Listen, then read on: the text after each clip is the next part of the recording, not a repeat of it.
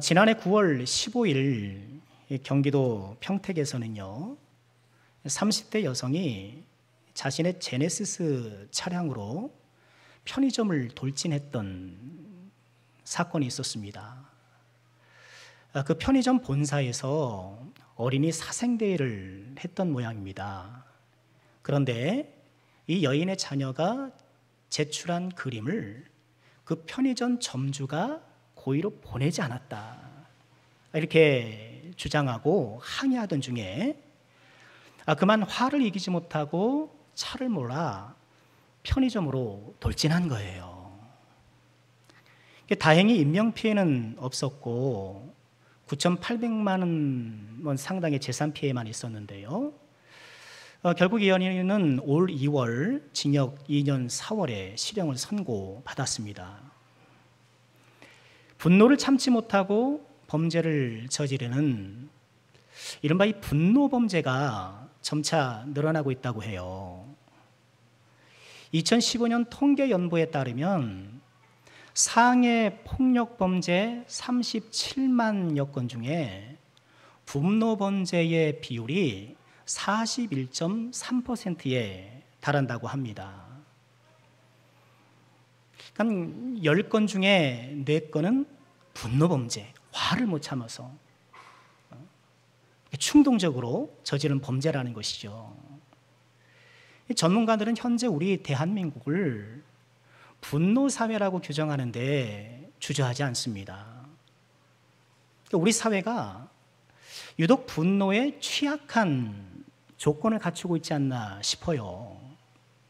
역사적으로 보면 일제강점기가 있었고 한국 전쟁이 있었고 또 군사 독재 기간도 있었고, 이런 험난한 세월 동안 우리 국민들 사이에 집단 트라우마 같은 것이 형성되어 있고요. 또 급속한 산업화 속에서 좀 유례를 찾기 어려운 과열 경쟁 사회가 구축되었잖아요. 그러니 우리는 어려서부터 늘 경쟁하며 살아요. 진학 경쟁, 취업 경쟁, 생존 경쟁, 경쟁해요. 그런데 이렇게 경쟁하며 살다 하더라도 내 인생이 좀 점점 발전하고 여유로워진다라는 그런 상승감, 또는 내 삶이 더 깊어지고 넓어진다라는 그런 확장감, 이런 것들이 있으면 보람이라도 되잖아요. 그런데 시간이 지나면 갈수록 내 인생이 점점 쪼그라드는 것 같은 느낌을 받기가 쉽습니다. 대학을 가기도 어렵고, 또 졸업해서 취업하기도 어렵고, 또 취업을 한다 하더라도 평생 직장 갖기가 어렵고, 그러니 중간에 내가 이것저것 해보잖아요. 직장을 그만두고 야심차게 계획해서 이런저런 일들을 해보지만, 그러나 내가 야심차게 계획했던 일들이 번번이 좌절되기가 쉬워요. 지금 우리 한국 사회 형편에 무엇을 좀 성공하기보다는 실패하는 비율이 훨씬 높거든요. 그렇다 보니까 이 사회에 대해서, 사람에 대해서, 또는 나 자신에 대해서 분노하기 쉽고, 그 분노감을 품고 살기가 쉬운 거예요. 게다가 우리 사회는 계속해서 대립해 왔잖아요. 그러니 정치 신념에 따라서 서로 분노하고, 지역적으로 분노하고, 세대 간에 분노하고, 이제는 심지어 남녀, 젠더, 성별로 이렇게 다투고 분노하는 그런 지경에 이르렀어요.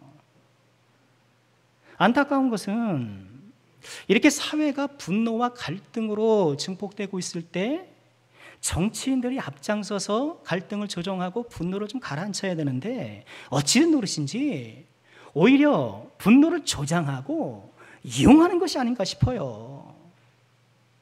북한에 대한 분노를 이용하고, 일본에 대한 분노를 이용하고, 상대 진영에 대한 분노를 이용하고, 이런 분노 장사를 통해서 정치적 이득을 꾀하려는 모습들이 보이니 너무너무 안타까운 거예요. 대한신경정신의학회 조사에 따르면 우리 국민의 절반 정도가 상당한 분노 감정을 경험하고 있다고 해요. 그리고 그중에 11%는 치료가 필요한, 의학적 조치가 필요한 상태이고요. 우리 사회가 분노 사회를 넘어서 원한 사회로 가고 있다, 이렇게까지 이해하고 있습니다. 여러분 어떠신가요? 요즘 좀 화가 나 있진 않으세요? 혹시 가정이든 직장이든 심지어 교회든 왠지 참 마음에 안 드는 구석들이 자꾸 눈에 띄고 뭔가 좀 못마땅해지고 특별한 이유 없이 사람이 미워지고 뭔가 분노가 내 안에서 들끓고 있지는 않은가? 화를 품고 살아가고 있는 것은 아닌가? 우리가 예수를 믿으면 평안이 우리 마음 가운데 임한다고 하는데 그런 평안은 온데간데 없고 혹시 화를 품고 살고 있는 것은 아닌가? 여러분 웃을 때가 많으세요? 아니면 좀 인상을 이렇게 좀 쓸 때가 많으세요?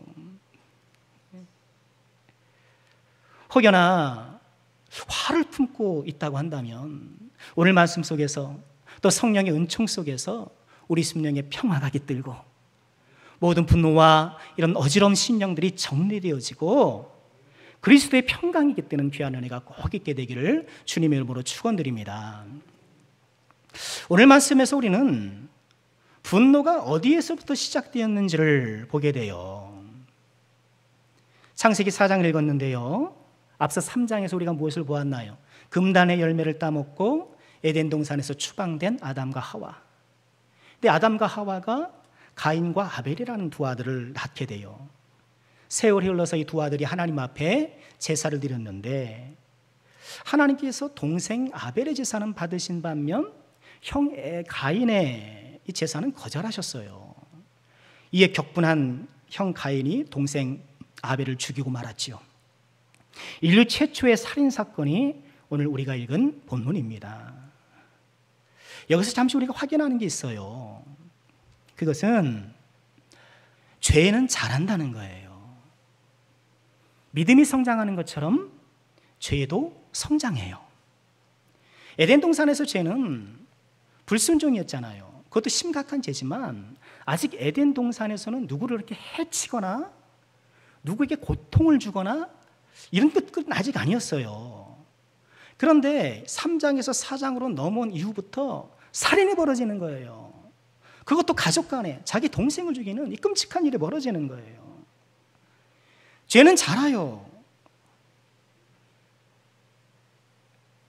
잡초를 그때그때 뽑아주지 않으면 온 밭을 망치고 마는 것처럼 죄를 그때그때 우리가 처리하고 해결하지 않으면, 방치해 놓으면 우리 심령과 인생 가운데에 죄악의 가시덤불과 엉겅퀴가 가득하기가 쉬워요.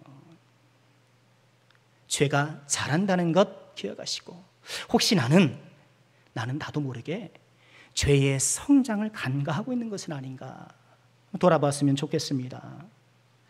자, 오늘 가인의 동생을 죽인 이 비극적 사건을 통해서 우리에게 주시는 교훈은 무엇일까요? 최초의 살인자라는 이 악명을 쓰게 된 가인의 실패를 통해서 반면교사 삼아야 될 것은 무엇일까요? 첫째, 우리는 가인의 실패가 예배의 실패였다라는 것을 꼭 기억해야 돼요. 가인의 실패는 예배의 실패였습니다. 가인과 아벨이 나란히 하나님 앞에 제사를 드렸지만 아벨의 제사는 하나님 받으신 반면 가인의 제사는 하나님께서 물리치셨죠. 하나님께서 받으시는 예배가 있고 물리치는 예배가 있어요. 같은 엄마에서 태어났잖아요. 같은 엄마에서 태어난 아들이라도 누구의 예배는 받으시고 누구의 예배는 거절하시는 거예요. 같은 교회를 다니고 같은 공간에서 하나님을 예배드리지만 누구의 예배는 받으시고 누구의 예배는 받지 않을 수 있다는 거예요. 그러면 왜 하나님은 아벨의 제사는 받으신 반면 가인의 제사는 물리치셨을까? 한동안 그 이유에 대해서는 제물의 종류가 달랐기 때문이라는 그런 오해가 있었어요. 아마 우리 남성교회 성도님들도 그런 오해는 안 하시리라고 봅니다. 아벨은 양을 드리는 피의 제사를, 짐승의 제사를 드렸기 때문에 하나님께서 받으신 것이고, 가인은 그렇지 않고 곡식을 드렸기 때문에 받은 것이다, 거절당한 것이다, 그렇게 생각했는데요. 말 그대로 오해예요. 레위기 제사법 보면 짐승 제사에 대한 규례도 있지만 소재 곡식 제사에 대한 규례도 있어요. 하나님께서 곡식도 또 땅의 열매도 제물로 받으시는 거예요. 그러니까 제물의 차이는 아무런 문제될 것이 없어요. 가인과 아벨의 제사의 차이는 3절과 4절에서 드러나요. 보실까요?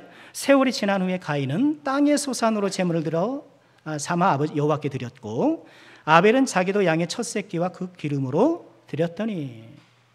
가인의 제사와 아벨의 제사의 차이가 뭔가요? 아벨의 제사는 첫 새끼와 기름을 드렸다.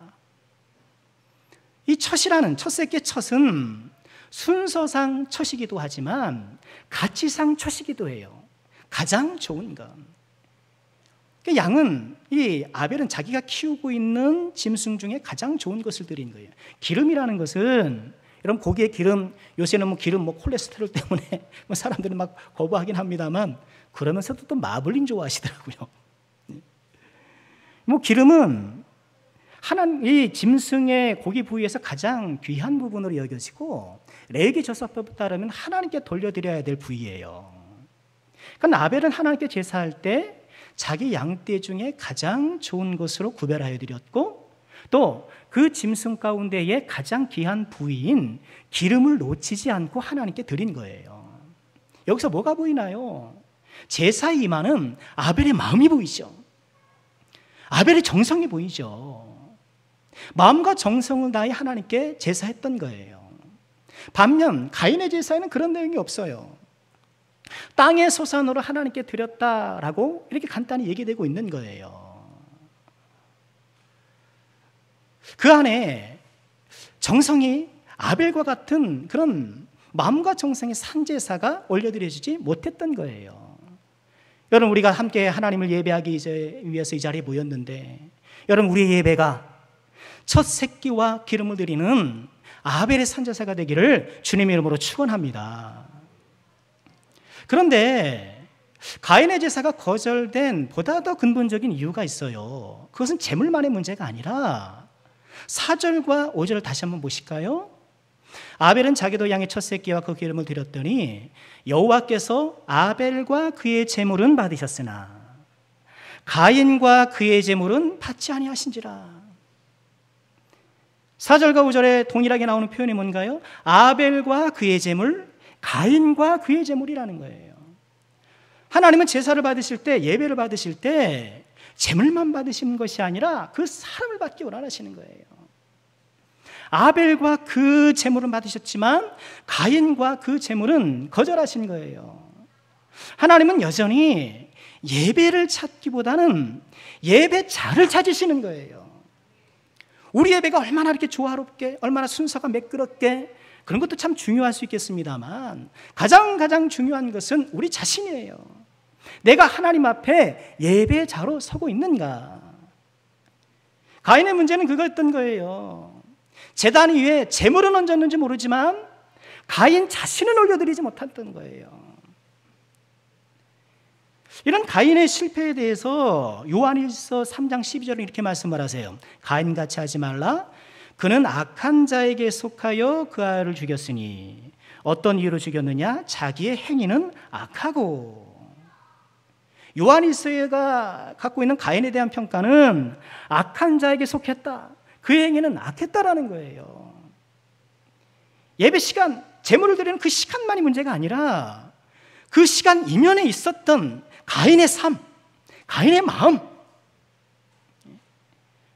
교회 안에서의 예배도 참 중요하지만 교회 밖에서의 우리의 예배, 언행심사의 예배, 하나님께서는 그 예배를 기대하시는 것이었고, 가인의 제사는 거기에서 실패했기 때문에 하나님 앞에 거절당했던 거예요. 요즘 세상이 척박해서 뭘 해도 참 성공하기 어렵잖아요. 장사를 하든 뭐 내가 시험을 치르든 뭐 착착착착 성공하고 이런 경우가 별로 없는 것 같아요. 그러나 우리가 다른 것은 몰라도 예배만큼은 성공하는 사람, 예배만큼은 성공자가 꼭 되시기를 주님의 이름으로 축원드립니다. 가인이 실패한 두 번째 이유는 뭘까요? 가인이 실패한 두 번째 이유는 죄의 다스림을 실패한 거예요. 제사가 거절당하자 가인이 어떻게 됐나요? 몹시 분했어요. 분하되 몹시 분했다라고 성경 그렇게 얘기를 해요. 그래서 안색이 변했다. 안색이 변했다는 것은 지금 그 마음속에 들끓고 있는 분노가 지금 통제가 안 된다라는 거예요. 주체가 안 된다라는 거예요. 여기서 우리가 가인의 인품을 보잖아요.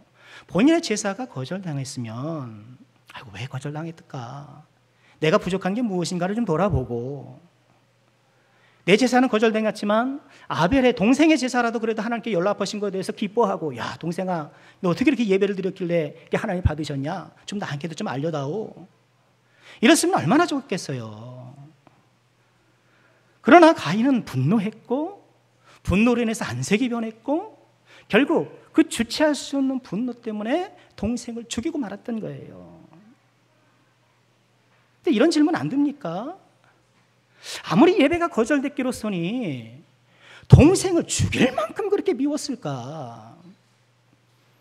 도대체 가인이 왜 이렇게 아벨에 대해서 분노하고 미움을 가졌을까? 저는 그 이유가 비교의식 때문이었다라고 그렇게 봐요. 4장 1절 보면 가인의 출생에 대해서 이렇게 전해줘요. 아담이 그의 아내 하와 동침하매 하와가 임신하여 가인을 낳고 이르되 뭐라고요? 내가 여호와로 말미암아 등남하였다. 내가 여호와로 말미암아 등남하였다. 이렇게 하와가 외쳐대요. 그런데 내가 여호와로 말미암아 등남하였다라는 이 말씀을 얼핏 보면, 야 내가 하나님 덕에 내가 아들 낳았습니다, 하나님 감사합니다 하면서 감사하고 찬양하는 말처럼 들리는데, 그러나 성경학자들은 그 반대로 생각해요. 왜냐하면 우리 성경에는 등남, 그러니까 아들을 얻었다, 등남은 아들을 얻었다잖아요. 등남했다라고 번역했습니다만 원문은 아들이 아니라 남자예요. 내가 남자를 낳았다. 우리 한글에, 우리 성경에 등남도 그 남자가 아이라는 뜻이 아니라 남자라는 뜻인가 봐요. 그래서 등남으로 그렇게 번역했나 봐요. 내가 남자를 낳았다. 그런데 이 낳았다라는 이 말도 카나라는 동사인데 여기서 카인이라는 이름이 나온 거예요. 이것도 내가 출산했다는 뜻도 있지만 얻었다 또는 창조했다라는 이런 뜻도 있어요. 그러니 지금 이 하와의 발언은 여호와로 말미암아라는 문구가 들어있긴 합니다만 나도 하나님처럼 남자를 만들었다라는 이런 교만한 말이에요. 나도 하나님처럼 남자를 만들었다. 여러분 지금 우리야 뭐 출산이 조금 여기저기서도 뭐 저출산 시대긴 합니다만 뭐 출산이 흔한 일입니다만 지금 가인을 낳는 것은 인류 최초의 출산이잖아요. 하나님께서 첫 남자 아담을 만드신 후 남자가 등장하는 두 번째 순간이에요. 하와가 야 하나님이 남자를 만드셨는데 나도 남자를 만들었네? 교만한 거예요. 신나서 외치고 있는 거예요. 그리고 이 하와의 이 외침 속에는 가인에 대한 기대가 한껏 담겨 있죠. 좋으니까. 그렇게 좋아서 내가 남자를 얻었으니, 이 가인을 얻었으니 가인이 얼마나 귀했겠어요. 그래서 성경학자들은 하와가 아마도 창세기 3장 15절 여러분 기억나시나요? 여자의 후손이 뱀의 머리를 짓밟는다. 그죠? 기억나시죠? 그러니까 하와가 아마 이 가인이 그 뱀의 머리를 짓밟을 후손이 아닐까 기대했던 것이 아니겠는가, 그렇게 보기도 해요. 충분히 일리 같다고 봅니다. 분명한 것은 하와가 가인을 얻었을 때 매우 기뻐했고 가인에 대한 큰 기대를 갖고 있었다라는 거예요. 가인은 아담과 하와로부터 이게 전폭적인 사랑과 기대 가운데 살아왔고 자라왔던 거예요. 반면에 아벨은 어떤가요? 아벨에 대한 출생 기록은 간단해요. 가인의 아우 아벨을 낳았더라라고 끝내요. 근데 이 아벨이라는 이 이름은 헤벨이라고도 발음이 돼요. 철자가 똑같아요. 헤벨은 입김, 연기 그런 뜻이고요. 전도서에 보면 헛되고 헛되니 헛되고 헛되면 모든 것이 헛되다라고 말씀하셨잖아요. 그 헛됨이 헤벨이에요. 아벨을 낳았을 때는 어떤 이유에서인지 모르겠는데 그 이름을 입김이다, 헛됨이다 이렇게 지은 거예요. 아니 어떻게 아들 이름 이렇게 지었을까? 아마도 아벨은 태어나면서부터 가인에 비해 훨씬 유약하지 않았나 싶어요. 그러니 아담과 하와도 이 아벨에 대해서 큰 기대를 하기 어려웠고 그저 입김처럼 혹은 연기처럼 잠시 있다 사라지지 않을까 그렇게 생각하지 않았던 것이 아닐까. 지금 아담과 하와는 어떤 마음이 있겠습니까? 빨리 에덴으로 돌아가야 되는 거예요. 그러기 위해서는 뭔가 좀 후손들이 더 든든하고 그죠? 더 힘이 있어야 되는 거예요. 그런데 아벨은 기대에 못 미쳤던 것이죠. 게다가 가인은 농사하는 자였죠. 아버지 아담의 경작하는 그 일을 물려받아서 이 가인은 농사하는 자였단 말이에요. 그러나 아벨은 양을 치는 자였어요. 땅이 협조하지 않는 가시덤불과 엉겅퀴를 내는 그 환경 속에서 농사는 얼마나 힘이 듭니까? 반면에 유약했던 아벨은 양을 치는 데에 머물렀던 것 같아요. 가인은 부모의 기대와 사랑을 한 몸에 받고 자란 반면 아벨은 그렇지 못했던 거예요. 가인은 오늘날 치면 세상에서 성공한 인생이에요. 모두가 다 그를 우월하고 그에게 기대를 갖고 야, 저 가인 봐라 하면서 사람들의 부러움을 사는 그런 존재였고 반면에 아벨은 그렇지 못했어요. 누구도 기대하지 않아요. 누구도 아벨이 뭔가를 해낼 것처럼 그렇게 바라보질 않아요. 응원하지 않아요. 아마 이랬던 것들이 하나님께 예배하는 데 또 영향을 미쳤음이 틀림없어요. 가인은 부러움이 부족한 게 없는 거예요. 모두가 나를 부러워하고 모두가 나를 칭찬해주고 나를 우러르는데 그러니 하나님 앞에 예배 드릴 때에 정성을 들이기가 어려웠던 거예요. 반면에 아벨은 어떻습니까? 지지받지 못하고 응원받지 못하고 사람들에게 격려와 기대를 받지 못하니 하나님이 나의 소망이요 하나님만이 나의 기쁨이요 주님을 의지하여서 하나님께 간절하게 예배했던 것이죠. 우리가 예배가 소홀해지고 우리의 예배가 흔들린 이유 가운데 하나는 가만 보면 먹고 살기 편해서 그럴 수도 있어요. 걱정 근심이 덜하기 때문에 그럴 수도 있어요. 우리가 어렵고 힘들 때는 그래도 하나님 앞에 기도해서 좀 은혜도 받고 그래서 하나님께서 내 길을 열어주시기를 간절히 바라서 예배 한 시간을 드려도 내가 더 간절해지는 것 아닙니까? 가인이 분노했던 이유는 이런 비교의식이에요. 하나님 앞에 자신의 제사가 연락된 것도 속상한데 저런 보잘것없는 아벨한테 밀렸던 것이 내가 어떻게 저런 아벨한테 밀릴 수가 있는가? 하나님께서 저 인간보다 나를 더 저평가하실 수 있는가? 속상했던 거예요. 그리고 대개 그런 것처럼 분노의 감정에 내 마음을 선전하면 다른 것은 아무것도 안 보여요. 이성적인 판단 안 됩니다. 그 분노가 나를 꽉 주장하게 되어 있어요. 우리가 분노하는 이유 가운데 하나가 이처럼 인정받지 못하고 있다는 것 때문이 아닐까 싶어요. 나의 가치가 혹은 나의 수고와 노력이 적절하게 평가되어지고 인정받지 못한다고 생각할 때 세상이 나에 대해 저평가할 때 우리 안에 분노가 일기 쉬워요. 여러분 어떠신가요? 이 세상이 나를 적절하게 평가해주고 있나요? 회사가 나의 가치와 수고에 대해서 인정해주고 또 거기에 맞게 대우해주고 그런가요? 그렇게 쉽지 않아요. 세상은 기본적으로 인색합니다. 내가 잘하는 것은 당연히 하는 것이고 내가 잘못하는 건 뭐예요? 그거는 막 비난받고 뭐 나무라고 그런 거예요. 그래서 교회는 어떻게 해야 돼요? 교회는 그래서 서로 칭찬하고 서로 알아주고 서로 격려하고 그 맛에라도 교회 다니는 거죠. 어디 세상에서 내가 인정받고 세상 어디에서 나를 그렇게 귀히 여겨줍니까? 그래도 아버지 집에 오면 나를 귀히 여겨주고 아버지 집에 오면 나를 이렇게 높여주기 때문에 우리가 또 그 즐거움에 오는 것 아니겠습니까? 나의 가치와 수고가 인정받지 못할 때, 올바로 평가받지 못한다고 생각할 때 우리가 분노가 막 솟아오를 수 있는데, 그럴 때 우리 하나님의 사람은 어떻게 해야 되냐는 거예요. 우리 하나님의 사람은 어떻게 해야 될까요? 자, 하나님께서 지금 분노에 휩싸이고 그것을 절제하지 못하고 있는 이 가인에게 어떻게 하셨나요? 하나님께서 가인에게 먼저 다가가셔요. 창세기 4장 6절 말씀 함께 보실까요? 여호와께서 가인에게 이르시되 내가 분하여 함은 어찌 됨이며 안색이 변함은 어찌 됨이냐.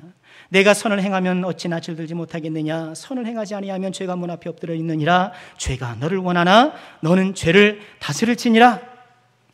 지금 하나님께서 가인의 지금 상태가 위험하다라는 것을 보셨어요.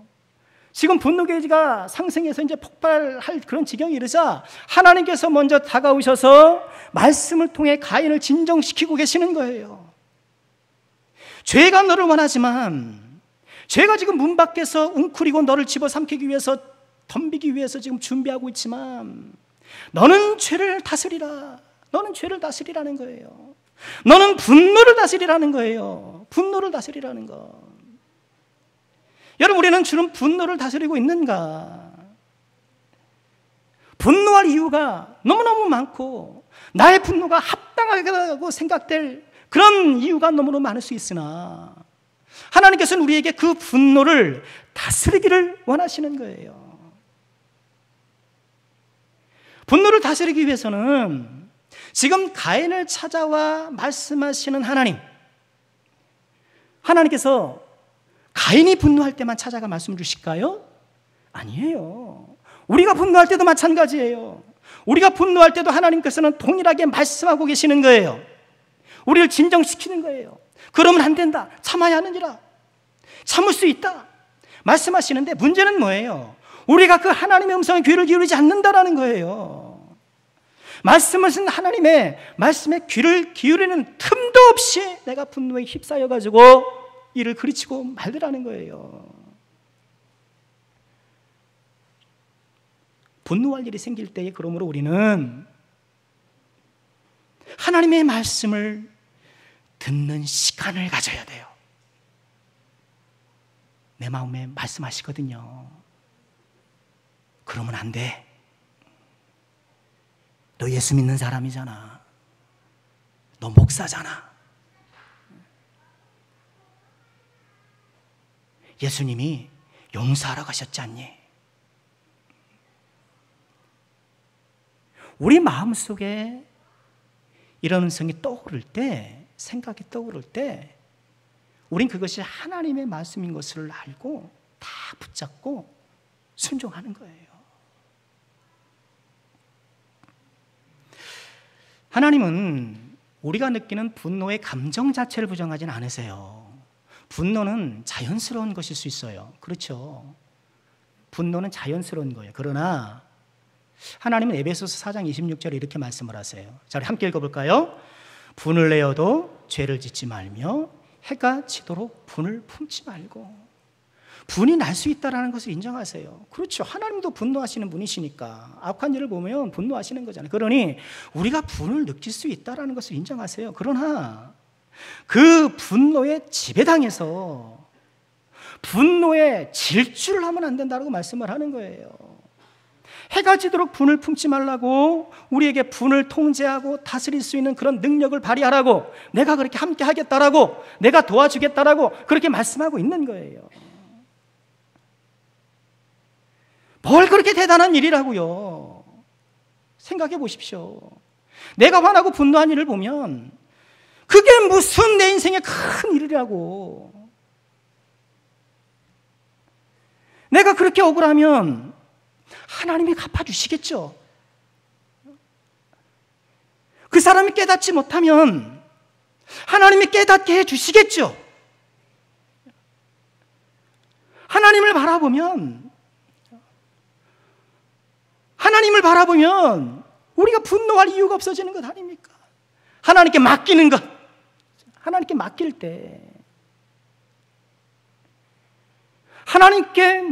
때 분노의 쇠사슬을 끊어버리고 그 영혼의 침울한 감옥에서부터 우리가 해방될 수가 있는 것입니다.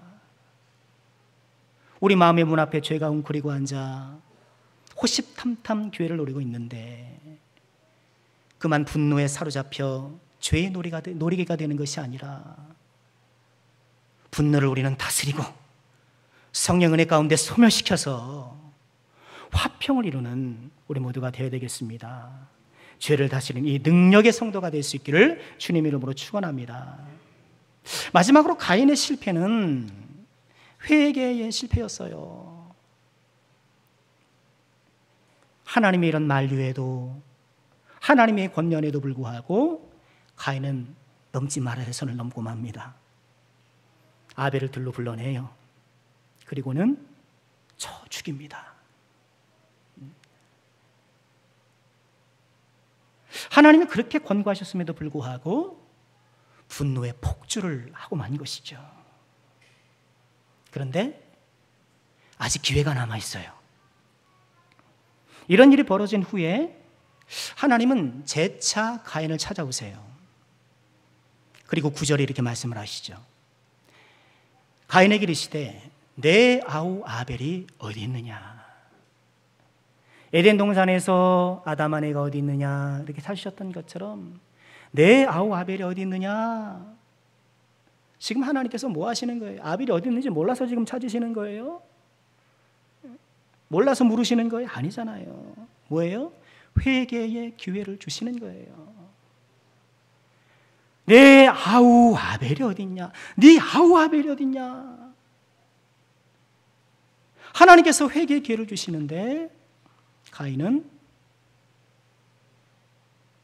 내가 알지 못합니다. 거짓말을 해요. 그리고 반항하듯 덧붙이죠. 내가 내 아우를 지키는 자입니까? 왜 저한테 그러세요? 죄의 현장에는 언제나 거짓말이 있죠. 죄와 거짓말은 짝이에요.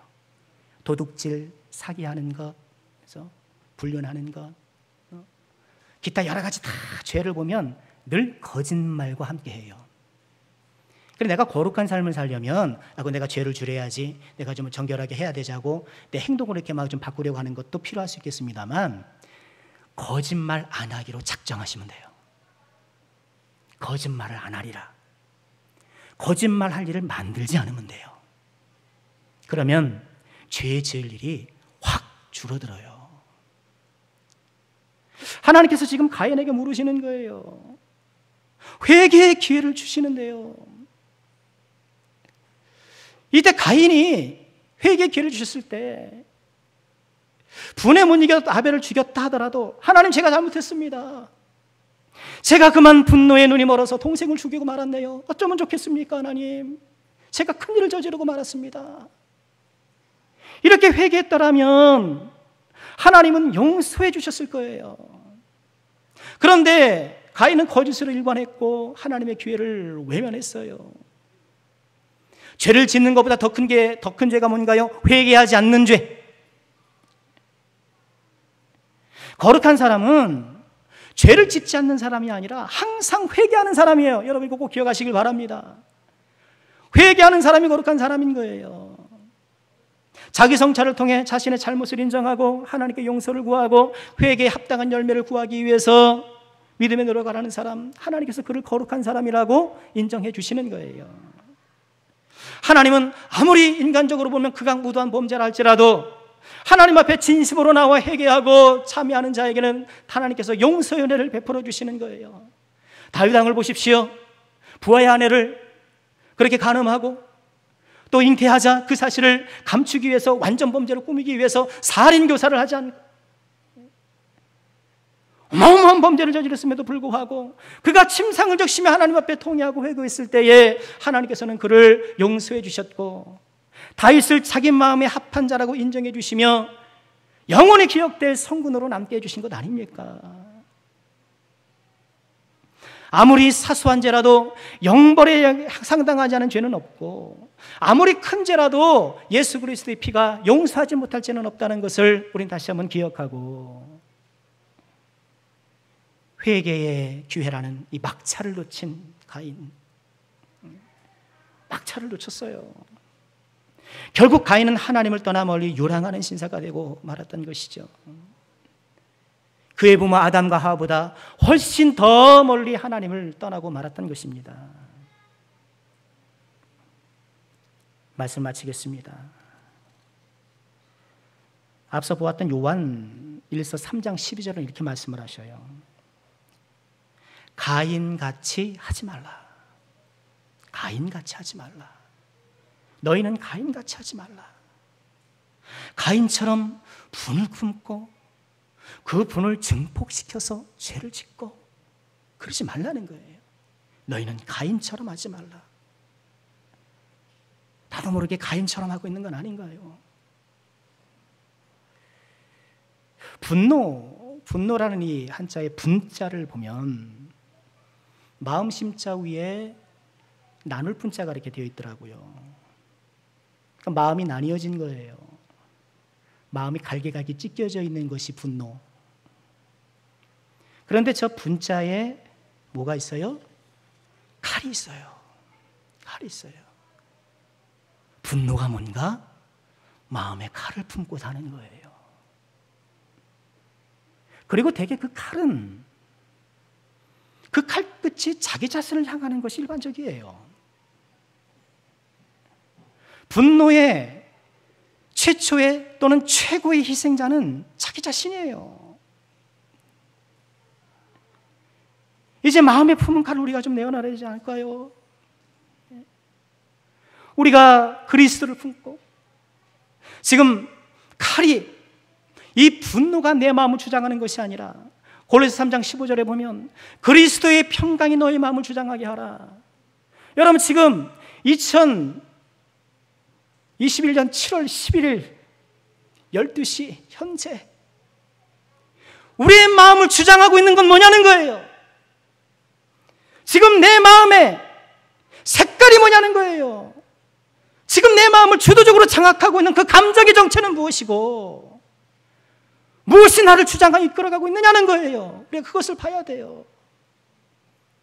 그리스도의 평강이 나를 주장하고 있는가?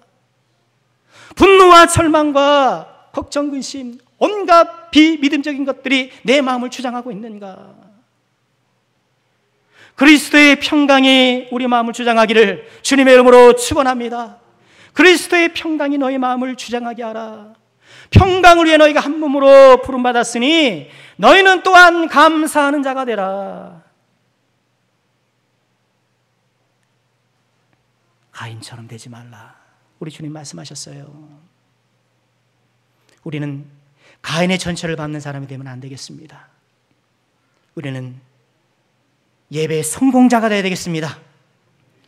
우리는 죄와 분노를 다스리는 사람이 되어야 되겠습니다. 우리는 회개하는 사람이 되어야 되겠습니다. 이를 통해 이 세상 나그네 길, 본향으로 향하는 이 믿음의 순례길에서 날마다 승리의 길을 걸어가시는 모든 주의 종들 되시기를 주님의 이름으로 축원합니다.